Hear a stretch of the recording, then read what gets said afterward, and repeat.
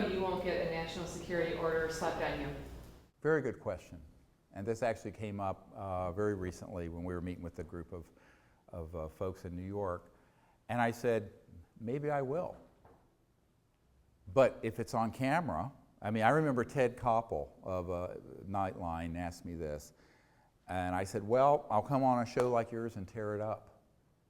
But the other part of it that I didn't talk about is having millions of people know what you're doing. Because here's a bit of a keto.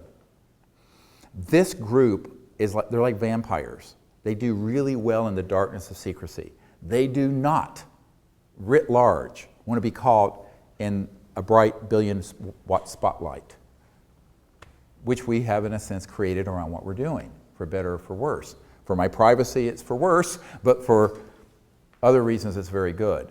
Because if they were to do such a clownish thing, and the cameras are rolling at a lab, or it did it to, that would be exposed widely.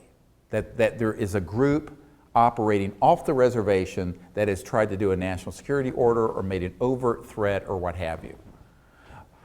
So I think that the public, and I say this sincerely, you all sharing the word on this and everyone on YouTube sharing this interview, the public ultimately is our shield. And it's probably why we're all still here. Because the public knowing what we're doing is protective. You know, if you go to the National Reconnaissance Office that runs all these super secret spy satellites, their headquarters, above the door it says, we own the night. And I always say, well, we own the light. We own disclosure. So they can own the night, we'll own the light.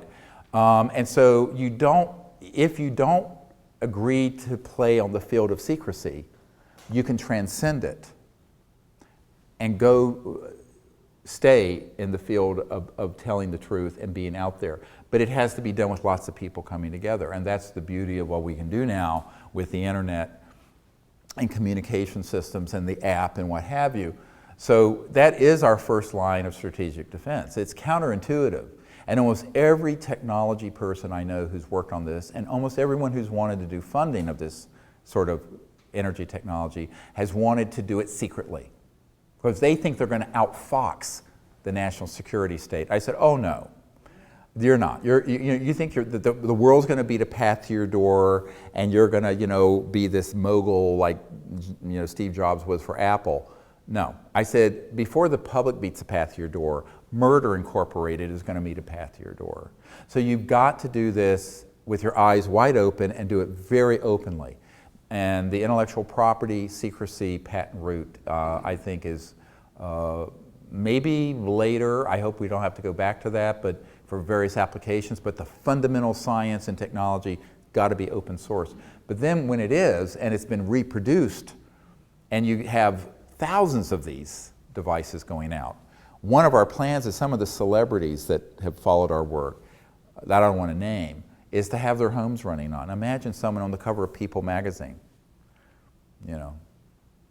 So at a certain point, you get this out there and you just sort of, get a fund, so you have a couple hundred of them made, and you gift them to the right people in academic institutions, celebrities, pop culture icons, rock music stars that I've met.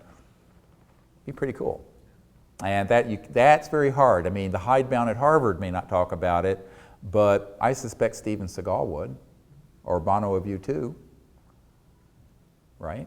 So, you can read between the lines, and I think that's where the public coming together, but using a strategy. The strategy we have is a really complex strategy, but it's really, when it gets right down to it, very, very simple.